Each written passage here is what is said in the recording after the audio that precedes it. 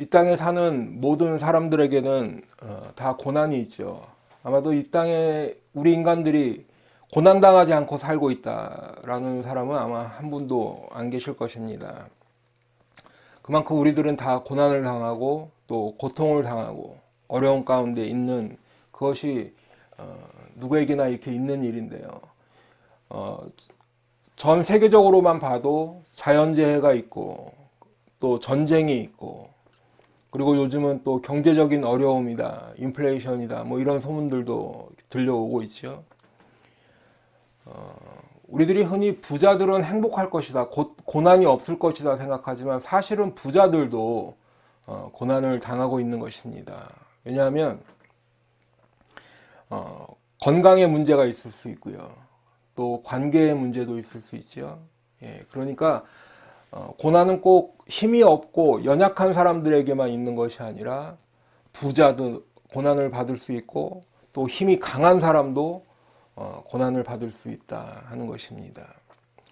오늘 성경에 보니까 다윗도 고난을 받았습니다. 다윗은 왕이었지요. 또 용사였습니다. 전쟁에 능한 용사였고 왕이었음에도 불구하고 어떤 이유인지는 모르지만 다윗이 지금 고난 당하고 있다 하는 것입니다. 오늘 본문 1절에 보시면 하나님이여 나를 지켜주소서 내가 주께 피하나이다. 지금 다윗이 하나님께 나를 지켜달라고 간구하고 있습니다. 하나님 나를 지켜주시옵소서. 내가 주님께 피합니다. 우리가 시편 11편에서 이미 한번 봤는데요. 시편 11편 1절에서는 내가 여호와께 피하였다 이렇게 말하였죠. 그런데 어찌하여 너희들이 자꾸 나를 당신들의 산으로 도망가려 하는데 나는 하나님께 피하였는데 왜 당신들의 산으로 도망가라 하느냐라고 반문하였었는데 오늘 또 다윗은 하나님께 나를 지켜주소서 내가 주님께 피합니다 라고 구하고 있는 것입니다. 나를 지켜주소서 내가 주께 피하나이다. 다윗이 지금 어떠한 고난 가운데 있는지 우리는 알 수 없지만요. 어쨌든 다윗은 아주 커다란 위험 가운데, 고난 가운데, 어려움 가운데 있다는 것을 우리가 알 수 있는 것이지요. 그래서 다윗은 지금 하나님께 구하고 있고 주님께 피하고 있는 것입니다. 여러분 우리도 어떠한 고난을 당할지 알 수 없고 또 지금 우리들이 처한 상황이 어떤 어려움일지 알 수 없지만 우리들이 그러한 고난과 어려움 가운데 있을 때 하나님 나를 살려주세요. 하나님 나를 보호해 주세요. 하나님께 나를 지켜달라고 구하는 것이 최선의 방법인 것을 꼭 믿으시기 바랍니다. 하나님께 피하는 것이 최선입니다. 시편에 보면 수많은 구절에서 주의 날개 아래 그늘, 주의 날개 그늘 아래라는 표현을 볼 수 있습니다. 주님께서 품어주시는 그 주님의 날개 아래로 피하는 것이 가장 좋은 방법이다라는 것을 꼭 기억하시기 바랍니다. 그래서 시편 46편 1절로 3절 말씀에 보면 하나님은 우리의 피난처시요 힘이시니 환난 중에 만날 큰 도움이시라. 그러므로 땅이 변하든지 산이 흔들려 바닷 가운데 빠지든지 바닷물이 솟아나고 뛰놀든지 그것이 넘침으로 산이 흔들릴지라도 우리는 두려워하지 아니하리로다. 여러분 지금 땅이 흔들립니다. 산이 흔들리고 있고요. 산이 흔들려 바닷 가운데 산이 빠질 만큼 커다란 재앙이 닥치고 있습니다. 바닷물은 솟아나고 있고 또 그것이 넘쳐서 또 산을 흔들고 있는 우리들이 어디 도무지 피할 길이 없는 그러한 가운데서도 두려워하지 않는다고 지금 시편 기자는 고백하고 있는데 그렇게 할 수 있는 이유가 하나님이 우리의 피난처 되시기 때문입니다. 환난 중에서 만날 큰 도움이시기 때문에 우리들은 그러한 천지개벽할 만한 그러한 위협 앞에서도 두려워하지 않을 수 있다라고 고백하는 것이지요.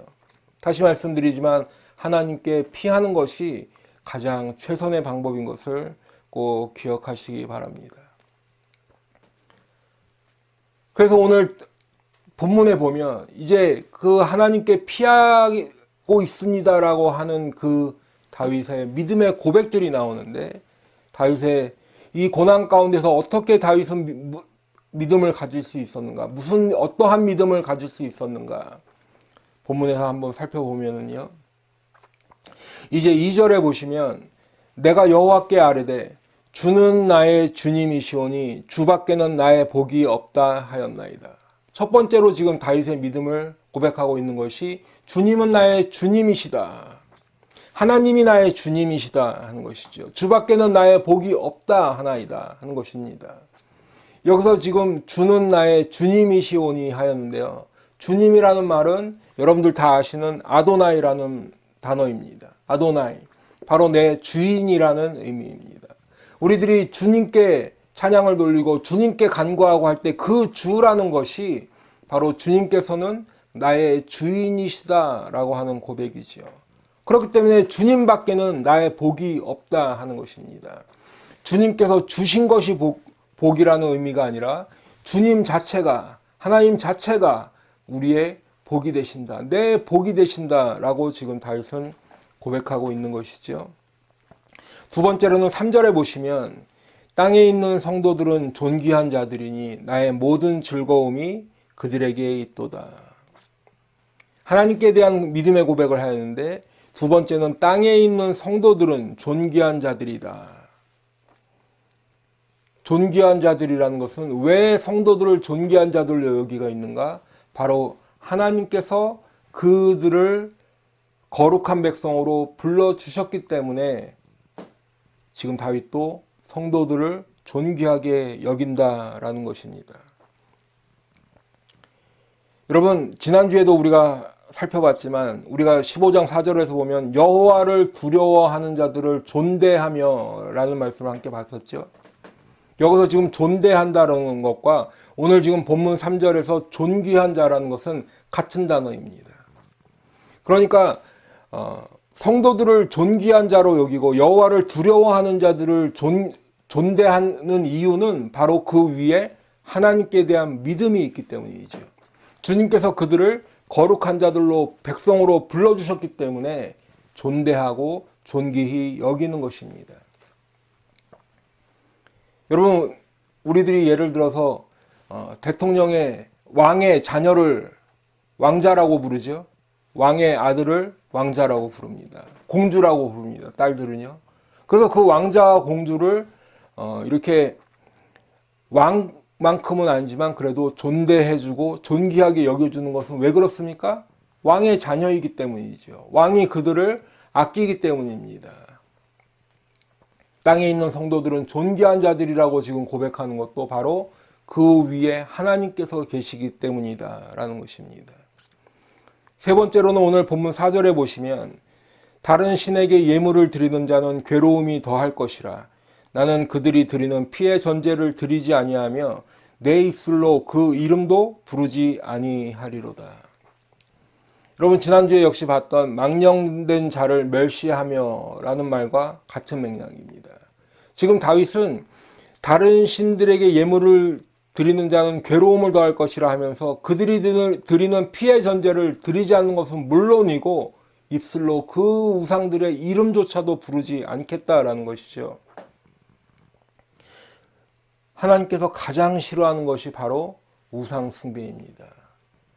하나님도 섬기고 다른 신도 섬기는 것조차도 허락하지 않으십니다. 오직 하나님만을 섬겨야 되는데 하나님의 백성이라고 살고 있는 사람들, 또 그 주변의 많은 이방 민족들이 하나님을 섬기지 아니하고 바로 자신들의 신, 자신들이 만들어 놓은 신, 우상을 섬기고 있다. 하지만 다윗은 그 우상 숭배에 절대 참여하지도 않고 동의하지도 않겠다라는 것이죠. 그래서 나는 그 이름도 부르지 않겠다라는 것입니다. 왜요? 하나님께서 가장 싫어하시는 것이기 때문에 그렇습니다. 네 번째로는 16장 오늘 본문 5절로 6절의 말씀에 있는데요. 여호와는 나의 산업과 나의 자네 소득이시니 나의 분깃을 지키시나이다. 내게 줄로 재어준 구역은 아름다운 곳에 있으며 나의 기업이 실로 아름답도다. 지금 나의 산업과 나의 자네 소득, 나의 분깃이라는 말이 연달아서 나왔습니다. 이것을 한마디로 본다면 내 전부라는 것이죠. 내가 가지고 있는 모든 것을 의미합니다. 그리고 내게 줄로 재어준 구역이라는 것은 가나안 땅에서 받은 이스라엘 백성들이 받은 각 지파별로 받은 그 기업을 의미하겠죠. 1차적으로는요. 그리고 그것이 아름다운 곳에 있다라는 것입니다. 바로 내가 받은 기업, 내가 가지고 있는 모든 것이 하나님께로부터 온 것인데, 하나님께서 주신 것인데 그 나의 기업이 지금 아름답다라는 것이죠.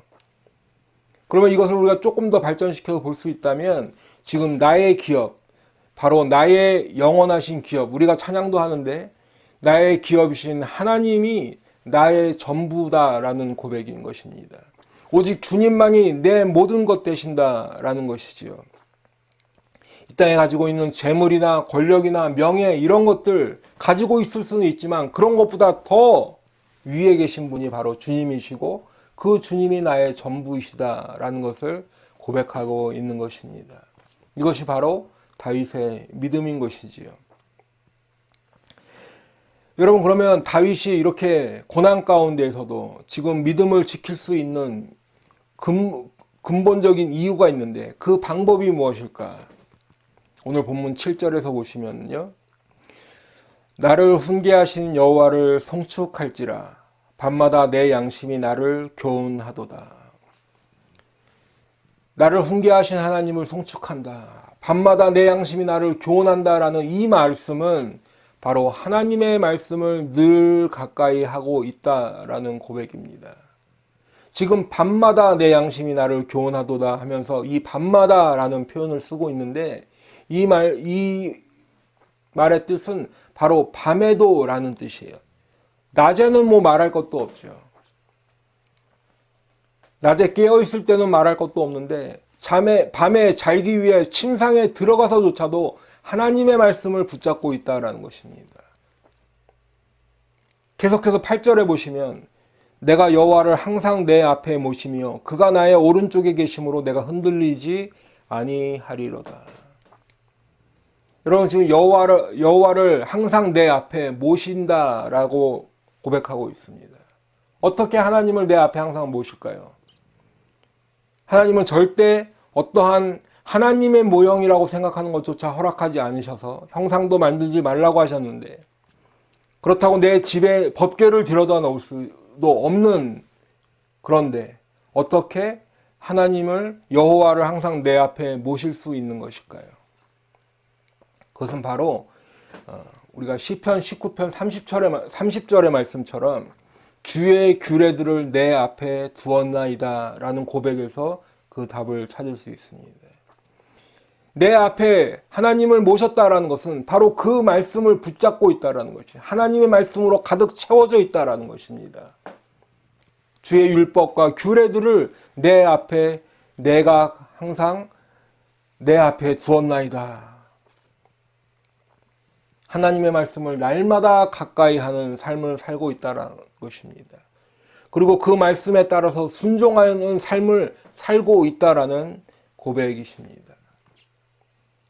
그렇게 하나님의 말씀을 가까이 하고 늘 그 말씀에 순종하는 삶을 살게 되면 그러면 흔들리지 않는 것이지요. 왜냐하면 하나님께서 그렇게 약속해 주셨기 때문입니다. 지난주에 우리가 말씀 가운데 주의 장막에 머무르며 주의 성산에 거하는 자 흔들리지 않는다라는 말씀을 나눴었는데 오늘 말씀도 마찬가지이지요. 흔들리지 않는다. 하나님의 말씀을 따라 살고 그 말씀을 늘 가까이 하는 사람은 흔들리지 않는다. 바로 하나님의 구원의 은혜를 받았다라는 것입니다. 악인들처럼 두려워하지 않고 떨지 않는다라는 것이죠. 오직 하나님만을 경외하고 그 말씀 가운데 살기 때문에 세상 다른 모든 고통과 어려움 가운데서는 결코 흔들리지 않는 그러한 믿음을 가질 수 있는 것입니다. 그러면 지금 이렇게 다윗의 믿음을 가지고 있고 또 그 하나님의 말씀을 붙잡고 그 말씀 따라 살면서 그 믿음을 이렇게 이끌어 갈 수 있는 그 다윗이 그러면 앞으로의 미래는 어떻게 되는 것인가? 오늘 본문 9절에 보시면 이러므로 나의 마음이 기쁘고 나의 영도 즐거워하며 내 육체도 안전히 살리니. 여러분 지금 우리가 1절에서 보셨지만 다윗은 고난 가운데 있습니다. 너무 힘들어서 너무 그 고난이 큰 고난이기 때문에 나를 지켜주소서 내가 주께 피하나이다 고백하였지요. 그렇지만 하나님께 대한 믿음이 있고 또 하나님의 말씀을 늘 가까이 하며 그 말씀 안에서 살고 있기 때문에 지금 읽은 9절에서는 이러므로 나의 마음이 기쁘다. 나의 영도 즐거워합니다. 내 육체도 안전히 살 것입니다. 라고 고백하고 있습니다. 옆에 주위에 보이는 환경은 지금 고난과 어려움이 있지만 다윗이 바라보는 것은 마음이 기쁘고 내 영혼이 즐거워하며 내 육신도 안전합니다. 그것을 바라보는 것입니다. 그러면 왜 이렇게 고백할 수 있는 것인가요? 10절에서 보시면 이는 주께서 내 영혼을 수월에 버리지 아니하시며 주의 거룩한 자를 멸망시키지 않으실 것임이니이다. 내 영혼을 수월에 버리지 않으시고 주의 거룩한 자를 멸망시키지 않으실 것이다. 여러분 지금 다윗이 단순히 어떤 긍정적인 마인드를 가지고 이렇게 하는 것이 아닙니다. 그냥 잘 될 거야 라는 막연한 기대감 속에서 하는 것이 아니라 다윗에게는 확고한 믿음이 있었던 것이죠. 하나님께서 지켜주실 것이다. 하나님께서 보호해 주실 것이다 라는 믿음이 있었습니다. 그런데 그 믿음이 현재는 고난 가운데 있지만 미래에 대한 소망으로까지 연결이 되는데 그것이 단순히 이게 잘 풀릴 거야, 이 고난이 단순히 없어질 거야 하는 그러한 소망이 아니라 더 나아가서는 내 영혼을 살리실 것이다 라는 소망을 갖는 것입니다. 지금 읽었던 본문에서 수월에 버리지 아니하시고 멸망시키지 않으신다고 하셨는데 바로 그것은 내 영혼을 살려주실 것이다. 더 나아가서 이제 11절에 보시면 주께서 생명의 길을 내게 보이시리니 주의 앞에는 충만한 기쁨이 있고 주의 오른쪽에는 영원한 즐거움이 있나이다. 여러분 생명의 길을 보여주신다고 고백하고 있습니다. 생명의 길, 사는 길입니다. 구원의 길인 것이지요. 어떤 길은 죽음으로 달리는 길이 있지만 다윗은 지금 하나님의 말씀에 의지하여서 주님께서 그 영혼을 살리시고 생명의 길을 보여주셨다. 그 길을 가고 있다라고 고백하고 있는 것입니다. 쉽게 말씀드리면 죽어서 지옥 가는 것이 아니라 천국 갈 것이다 라는 그 믿음을 가지고 있는 것이죠. 근데 그것이 먼 미래에 있는 일일 뿐만 아니라 지금 현재도 비록 고난 가운데 살고 있어도 내가 가는 이 길이 주님의 말씀을 동행하고 주님과 함께 가기 때문에 바로 그 길이 생명의 길이다 라는 것입니다. 그래서 주의 앞에는 충만한 기쁨이 있다. 고난 가운데에서도 기쁨을 고백하고 또 주님과 함께 있기 때문에 충만한 기쁨이 있다라고 고백하는 것이지요. 하나님의 약속의 말씀을 받았고 그 말씀과 함께 동행하기 때문에 기쁨이 있다라는 것입니다. 그러면서 마지막으로 주의 오른쪽에는 영원한 즐거움이 있나이다. 주의 오른쪽은 바로 주님의 강하신 힘을 의미하는 것이죠. 주님과 함께 있음을 고백하는 것입니다. 그때에 영원한 즐거움이 있다라고 고백하고 있는 것이죠. 일시적으로 잠깐 있는 즐거움이 아니라 바로 영원한 즐거움을 고백하고 있는 것입니다. 여러분 오늘 본문에 이제 우리가 조금 전에 읽었던 이제 조금 후에도 말씀을 드리겠습니다만은 오늘 이 시편은 처음에 시편 서론할 때 말씀을 드렸듯이 예수님의 부활에 대한 말씀을 볼 수 있다. 그렇기 때문에 오늘 이 시편 16편을 메시아 시라고도 부르고 있습니다.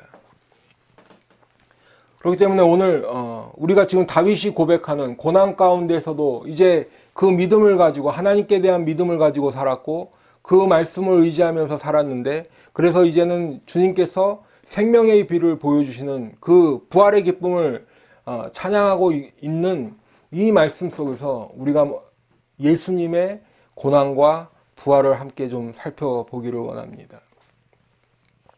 여러분, 우리가 예수님의 고난을 많이 이야기합니다.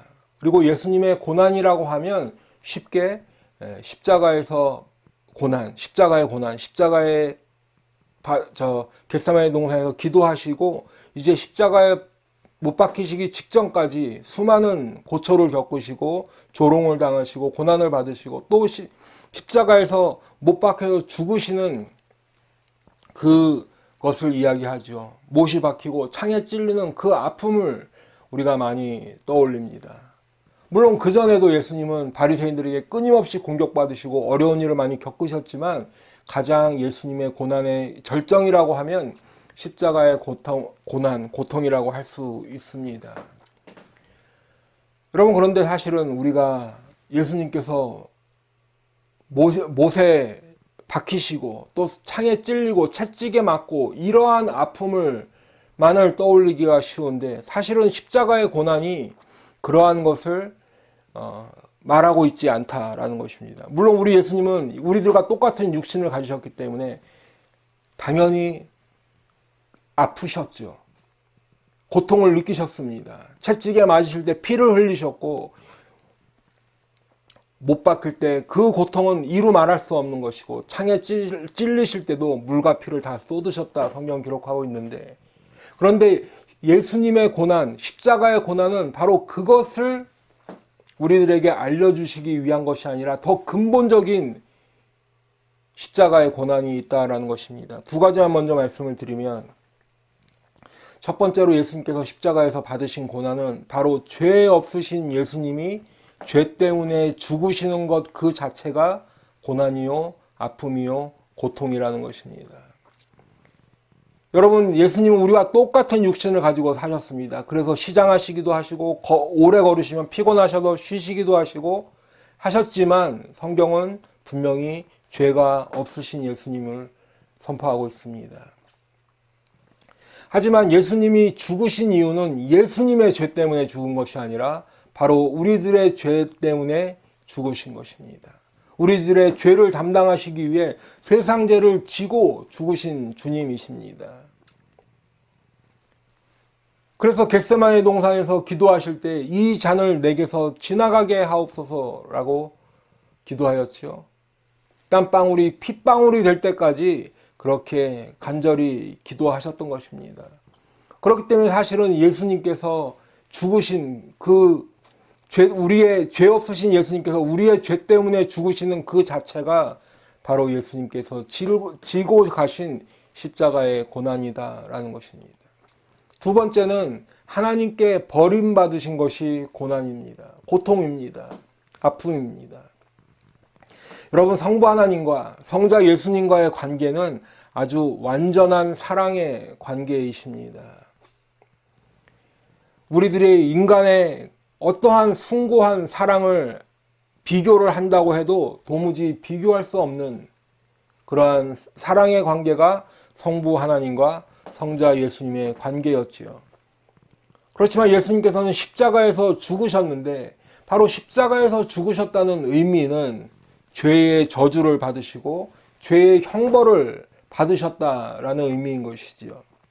그렇기 때문에 그 십자가에서 우리의 죄를 지고 죽으실 때 우리 예수님은 하나님 아버지께 철저하게 버림받으셨다라는 것입니다.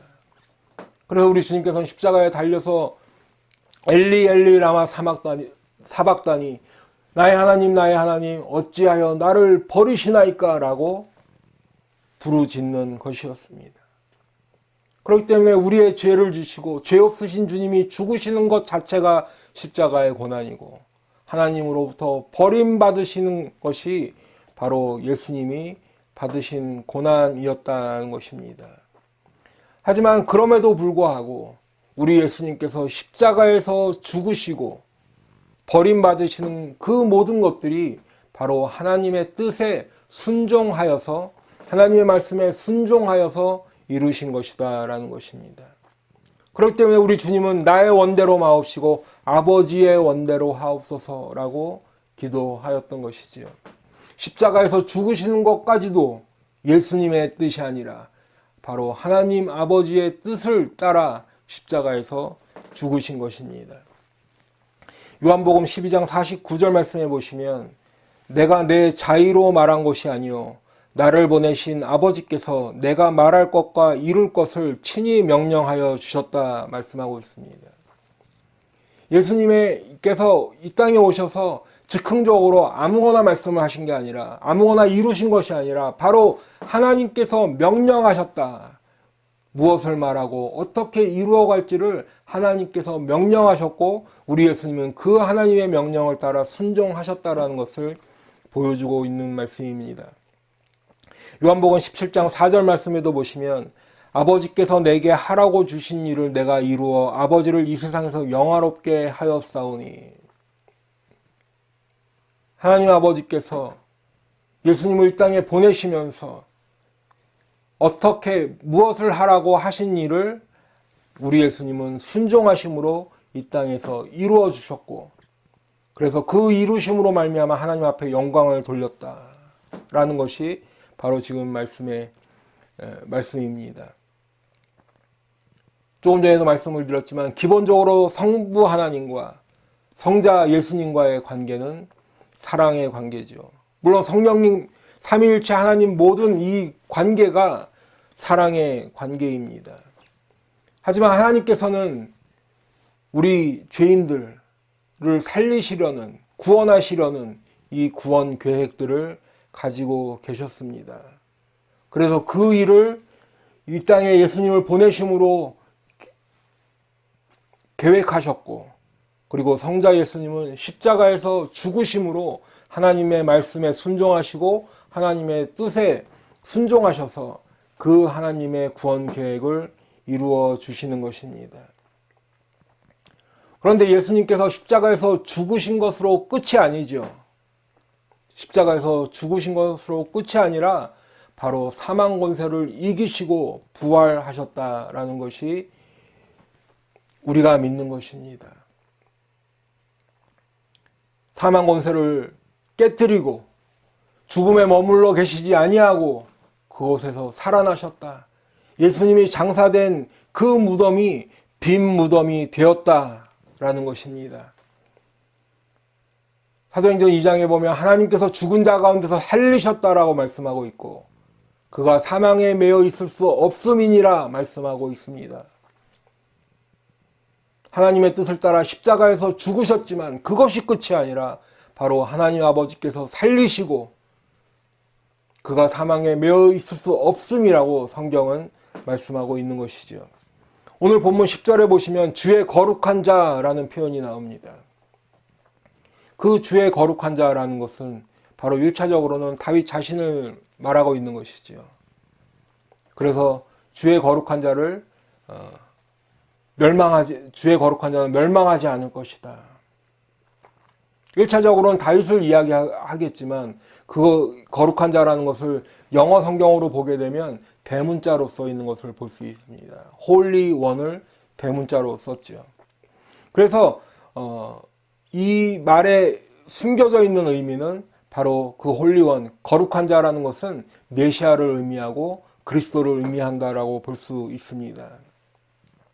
그런데 이 지금 오늘 본문에 있는 이 말씀을 신약 성경에서 베드로와 사도 바울이 그대로 인용하고 있는데 바로 예수님의 부활을 전하면서 이 오늘 구절을 인용하고 있다는 것이죠.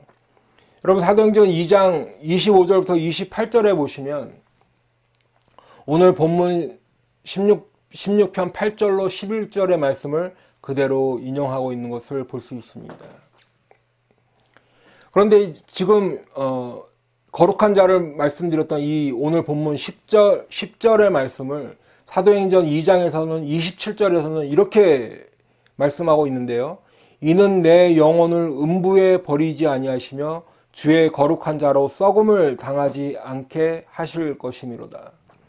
오늘 본문에서는 수월이라는 표현이 사도행전에서는 음부에 버리지 않는다라고 되어 있고 오늘 본문에서는 멸망시키지 않으실 것이다 라는 말씀이 사도행전에서는 썩음을 당하지 않게 하실 것이다 라고 바뀌어 있지만 그 의미는 같은 것이죠. 하지만 우리가 조금 더 명확하게 알 수 있는 그런 의미로 쓰여져 있습니다. 다시 사도행전의 말씀을 보시면 29절에 보시면 다윗이 그런데도 불구하고 다윗은 장사되어서 그 묘가 우리한테 있다라는 것을 성경 말씀하고 있습니다. 무슨 말씀이냐면 오늘 본문에서는 주의 거룩한 자가 썩음을 당하지 않을 것이다. 죽어서 썩지 않을 것이다. 이렇게 표현하고 있지만 그때 당시에 베드로가 하는 말은 그런데 우리는 다윗의 묘를 알고 있고 다윗은 죽어서 장사되었다. 그래서 그 묘가 우리에게 있다라는 것을 말하고 있는 것이죠. 그럼 이게 어떻게 된 일이냐? 어떻게 이런 일들이 있을 수 있는가라는 것을 베드로가 지금 설명하고 있습니다. 베드로는 다윗은 선지자다라고 표현하고 있습니다. 다윗은 선지자다. 그래서 미리 보았다. 무엇을 미리 보았는가? 바로 그리스도의 부활을 미리 본 것이다. 그래서 다윗 자신이 죽어도 썩지 않는다라고 말한 것이 아니라 그리스도의 부활을 보고 그 말을 선포한 것이다 라는 것이죠. 그래서 사도행전 2장 31절 말씀을 보시면 미리 본 거로 그리스도의 부활을 말하되 그가 음부에 버림이 되지 않고, 여기서 그는 그리스도를 말하는 것이죠. 그가 음부에 버림이 되지 않고 그의 육신이 썩음을 당하지 아니하시리라 하더니, 그리스도의 부활을 미리 보고 말한 선지자다. 다윗이 앞으로 몇백 년 후에 몇 년, 며칠 날 그리스도가 죽임을 당하지만 썩음을 당하지 않을 것이다 라고 그렇게 명확하게 얘기한 건 아니지만 미리 본 것이죠. 미래에 메시아가 오시고 그리스도가 오실때 그 메시아는 죽지 않으실 것이다. 썩음을 당하지 하실 것이라는 것을 미리 선포하였다라는 것입니다. 그래서 이어지는 32절에 보시면 이 예수를 하나님이 살리신지라 우리가 다 이래 증인이로다.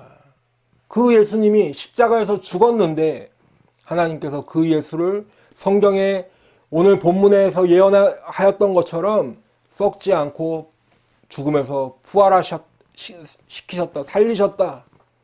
그리고 그 일은 우리들이 눈으로 봤다. 우리가 거기에 증인이다. 부활하신 예수님을 만났다라고 선언하고 있는 것이지요. 여러분, 예수님의 부활은 어쩌다가 발생한 것이 아닙니다. 십자가에서 죽었는데 아이고 죽으면 안 되지. 우리 영화에도 가끔 보면 주인공은 절대 죽지 않는다 뭐 이런 것처럼 그냥 어떻게 하다 보니까 십자가에서도 죽게 되시고 어떻게 하다 보니까 부활하시고 이런 것이 아니라 예수님께서 십자가에서 죽으시고 죽음에서 부활하시는 이 모든 것은 바로 하나님의 계획 안에 다 있다라는 것입니다. 그렇기 때문에 십자가의 죽음으로 우리가 용서받고 끝, 십자가에서 예수님께서 우리의 죄를 다 짊어지시고 죽으셨기 때문에 우리가 그 죄를 다 용서받고 끝나는가, 그것이 전부인가, 그것이 아니라 더 나아가서는 죽음에서 살리심으로 예수님께서 부활하심으로 우리들에게도 바로 생명의 길을 주신다라는 것입니다. 구원의 길을 주시는 것입니다. 우리의 육신이 비록 죽어도 우리의 몸이 다시 살 것을 믿는 믿음을 주시는 것입니다. 여러분, 사도행전 13장에도 보시면 마찬가지입니다. 조금 전에는 베드로였지만 이제는 사도 바울도 예수님의 부활에 대해서 증언하고 있는데 그러던 중에 오늘 본문의 10절을 인용하고 있습니다. 사도행전 13장 35절 말씀에 보시면 또 다른 시편에 일렀으되 주의 거룩한 자로 썩음을 당하지 않게 하시리라 하셨느니라. 그 앞에서 이제 다른 구절의 말씀을 가지고 사도 바울이 부활을 증언하다가 이제 오늘 35절에서 오늘 본문 10절을 인용하면서 주의 거룩한 자로 썩음을 당하지 않게 하시리라는 이 말씀을 가지고 다시 예수님의 부활을 증언하고 있습니다. 사도 바울도 똑같은 얘기를 하는데, 그래서 오늘 지금 읽어드렸던 35절 이후에 36절에 보시면 다윗은 죽어서 장사되었다. 그 묘가 있다. 이렇게 사도 바울도 이야기하고 있습니다. 그런데 37절에 보시면 하나님께서 살리신 이는 썩음을 당하지 아니하였나니. 다윗이 예전 오늘 본문 10절에서 주의 거룩한 자는 썩음을 당하지 않을 것이다 라고 선언하였는데, 하지만 다윗은 죽어서 장사된 것을 우리가 다 알고 있는데, 그러면 이것이 어떻게 된 것이냐? 베드로와 똑같은 이야기를 하고 있는데요. 하나님께서 살리시니 바로 예수 그리스도를 말하는 것이죠. 하나님께서 살리셨기 때문에 그 죽음에서 부활하신 예수님은 썩음을 당하지 아니하셨다. 그 육신은 십자가에서 죽어서 돌아가셔서 무덤에 장사했는데 거기서 썩지 않고 죽음에서 부활하신 것을 지금 성경은 말씀하고 있는 것입니다. 바로 오늘 우리가 보고 있는 이 시편 16편의 이 말씀을 가지고 베드로와 사도 바울이 예수님의 부활과 직접적으로 연결시키고 있는 것이지요. 여러분, 그러면 우리들은 어떨까요? 처음에 말씀을 드렸지만 우리 모두의 인생은 예수를 믿으나 예수를 믿지 않으나 교회를 다니거나 다니는 거지 않거나 상관없이 우리들의 인생은 고난의 연속입니다. 한 곱이 넘겼다 싶으면 그 다음 어려움이 또 찾아오고, 그 어려움을 극복했다 싶으면 또 다른 고통이 찾아오는 것이 우리의 인생인 것이지요. 그렇기 때문에 세상 사람들은 이 어려움의 연속을, 이 고난이 계속되는 것을 극복하지 않고 어떤 사람은 스스로 목숨을 끊는 사람도 있습니다. 어떤 사람은 다른 사람에게 자신을 죽여달라고 부탁하는 사람도 있습니다. 그렇지 않으면 그것을 이기고 극복하기 위해서 어떤 사람들은 다른 사람들을 공격하고 다른 사람들을 누르고 이렇게 그 고난을 겪기 위해서, 극복하기 위해서 이런 것들을 하고 있죠. 그런데 그러면 우리 믿는 성도들은 어떻게 해야 할까요? 아무리 고난이 연속이 되고 아무리 어려움이 끊임없이 이어진다고 하더라도 우리들은 당연히 하나님을 찾아야 되는 줄로 믿습니다. 오늘 다윗이 고백한 것처럼 주여 나를 지켜주소서, 내가 주께 피하나이다 라는 그 고백이 우리의 고백이 되어야 될 줄로 믿습니다. 하나님이여 나를 지켜주소서, 내가 주께 피하나이다. 그러면 우리가 어떠한 믿음을 가지고 그렇게 주님 앞에 피해야 할까요? 오늘 다윗이 가지고 있던 믿음처럼 우리들도 하나님에 대한, 하나님이 나의 주님이시다라는 그 믿음을 가져야 할 줄로 믿습니다. 주님이라는 것은 주인이라고 말씀을 드렸지요. 그렇기 때문에 우리들이 하나님께서 나의 주님이시다 할 때는 주님이 내 주인 되십니다 라는 고백이 되어야 하는 것입니다.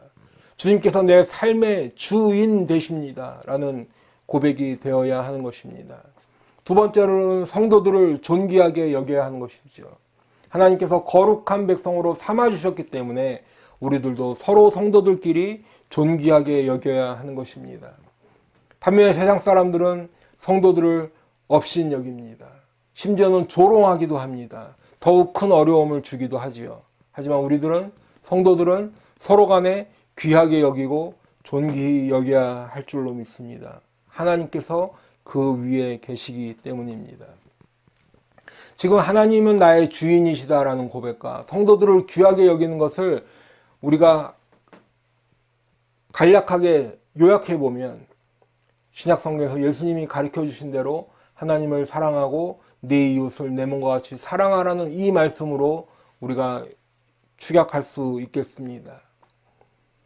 세 번째로 우리가 가져야 될 믿음은 우상 숭배를 절대 하지 말아야 한다라는 것이죠.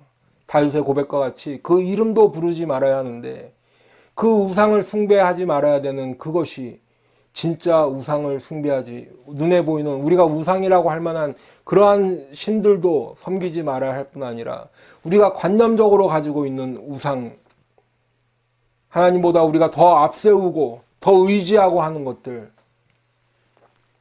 그 이름이라도 부르지 말아야 할 줄로 믿습니다. 네 번째로는 우리가 나의 기업이신 하나님을 의지해야 하는 것입니다. 그분만을 믿고 따라야 하는 것입니다. 우리가 나의 영원하신 기업이라고 찬양하고 있지만 그럴 때 그 나의 기업이신 하나님은 바로 주님께서 나의 전부이십니다. 주님께서 내 모든 것 되십니다라는 고백이 되는 것입니다. 우리가 이 땅에서 가지고 있는 재물이 있을 수 있고 권력이나 명예, 건강 이런 것들이 있을 수 있지만 이 모든 것보다도 주님이 내 전부이십니다. 라는 믿음의 고백이 있어야 될 줄로 믿습니다. 그러면 우리가 어떻게 이 믿음을 지킬 수 있을까요? 그 방법을 말씀드리면 우리도 말씀을 가까이 해야 하는 것입니다.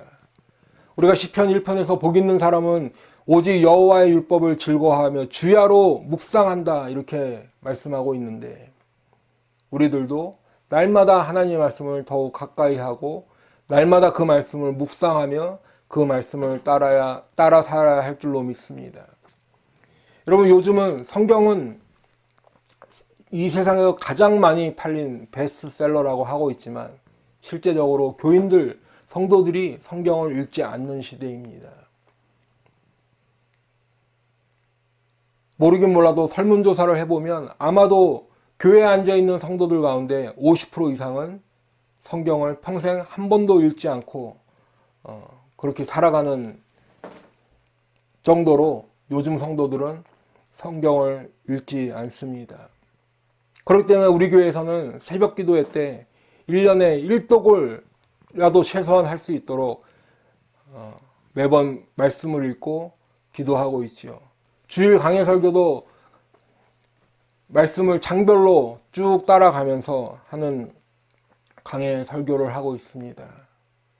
하지만 이것보다 더 중요한 것은 내가 자리를 펴고 앉아서 하나님의 말씀을 날마다 조금씩이라도 계속 읽어야 한다는 것이죠. 내가 직접 그 말씀을 읽을 때 하나님께서 나의 영혼을 터치하시고 그 마음 가운데 은혜를 주실 줄로 믿습니다. 그 정도로 그렇게 해서 우리들은 말씀 안에 살아야 하는 것이지요.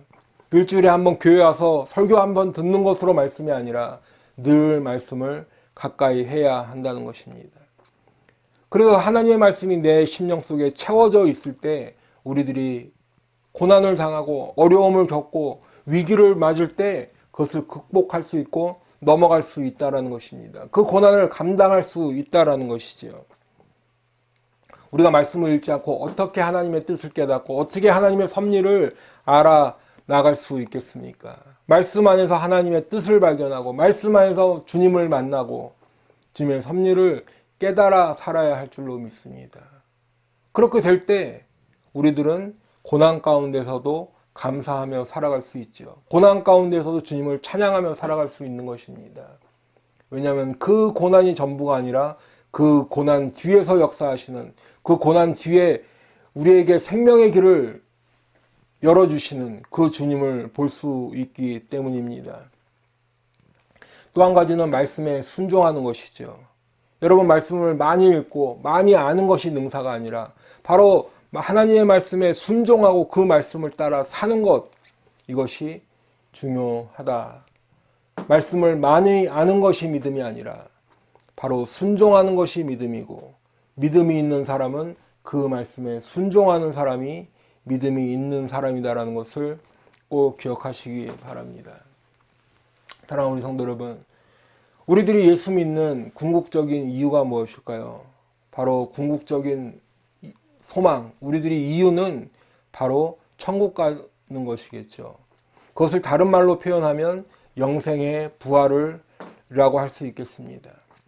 여러분, 우리들이 흔히 하는 착각 중에 하나가 부활은 예수 믿는 사람들만 부활한다고 생각하지만 그렇지 않습니다. 이 세상 모든 사람들은 죽은 후에 부활하는데 예수 믿는 성도들은 영생의 부활, 영원히 사는 부활을 할 것이고 예수 믿지 않고 죽은 사람들은 영원히 벌을 받는 영벌의 부활로 살아날 것입니다.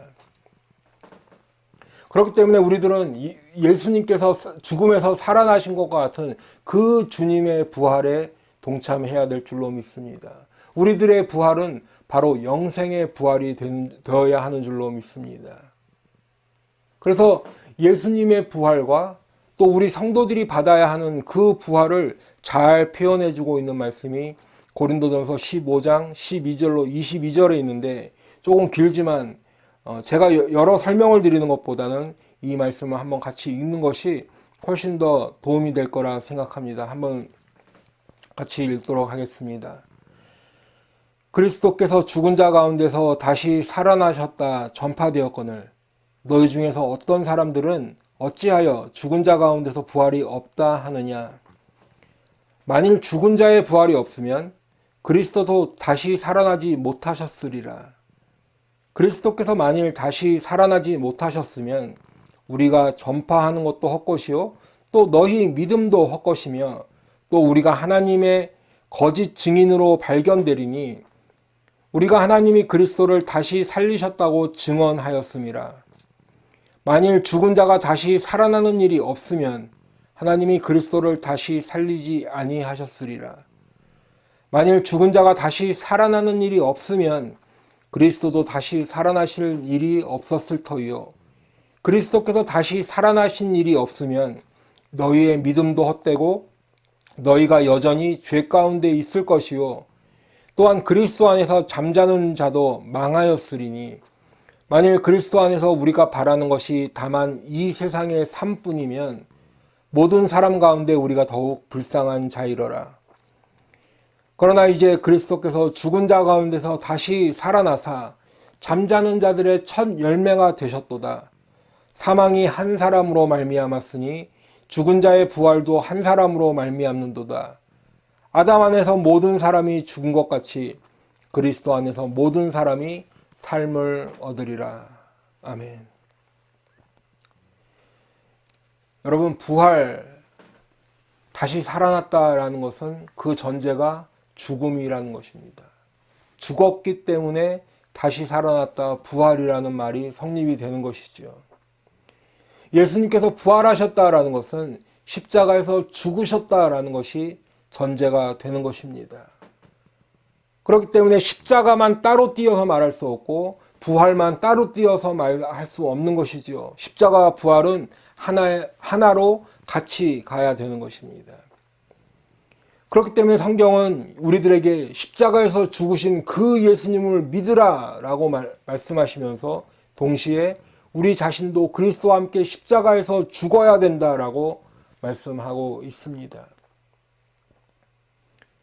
우리가 예수님과 함께 십자가에서 죽었다면 그러면 이제 어떤 시점이 되어서 우리의 육신이 죽는 순간이 있겠지요.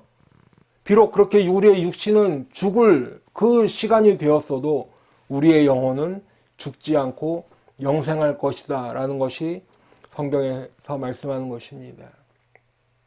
우리의 몸이 죽어도 우리는 부활할 것이다. 예수께서 부활하신 것처럼 우리들도 부활할 것이다 라는 것이 성경의 말씀입니다. 그러면 영혼만 부활하냐? 그렇지 않죠. 몸이 다시 사는 부활을 우리가 믿는 것입니다. 우리가 신앙 고백에서도 사도신경에서도 그렇게 고백하지 않습니까? 몸이 다시 사는 것을 믿는 것이지요. 새로운 육체, 신비적인 것이지만 우리가 정확하게 그 몸이 어떤 몸인지 알 수 없지만 몸이 다시 사는 것을 믿는 것입니다. 그래서 우리들의 가지고 있는 소망, 우리 성도들의 미래는 바로 몸이 다시 사는 그 부활을 가지고 그 부활을 바라보고 그 부활을 소망하는 것이 바로 우리들의 미래인 줄로 믿으시기 바랍니다. 이제 말씀을 맺겠습니다. 사랑하는 성도 여러분, 요즘은 전 세계적으로 어려운 일이 많이 일어나고 있습니다. 지난 몇 년 동안 팬데믹이 있었고 또 지금 전쟁의 소문도 많이 들리고 있습니다. 기후위기라 그래서 식량 문제 또 인플레이션의 경제적인 위기까지 많이 들려오고 있죠. 그와는 또 별개로 우리 각 개인에게는 그 개인들마다 가지고 있는 고난이 있고 겪고 있는 고통과 어려움, 위기들이 있습니다. 여러분, 이럴 때 우리 성도들은 더욱더 하나님만을 믿고 주님께로 피하는 성도들 되시기를 바랍니다. 하나님의 말씀을 날마다 더 가까이 하여서 그 말씀에 순종하며 살아가는 말씀의 성도들 다 되시기를 바랍니다. 그리고 그 주님이 나의 주인 되시며 또한 내 삶의 모든 주인 되셔서 우리의 삶 가운데 기쁨과 평안과 안식을 누리는 우리 성도들 다 되시기를 축원합니다. 그리고 이제 우리의 주인 되시는 주님께서 우리에게 미래의 소망으로 그리스도와 함께 부활하는 그 부활의 소망을 주실 때 그 생명의 길, 소망의 길을 다 받으시는 우리 성도들 되시기를 축원합니다. 그래서 마지막 날 우리 주님께서 주시는 영생의 부활로 다시 살아나서 우리 주님 앞에 영광 돌리며 영원한 삶을 살아가는 우리 성도들 다 되시기를 예수님의 이름으로 축원합니다. 기도하겠습니다.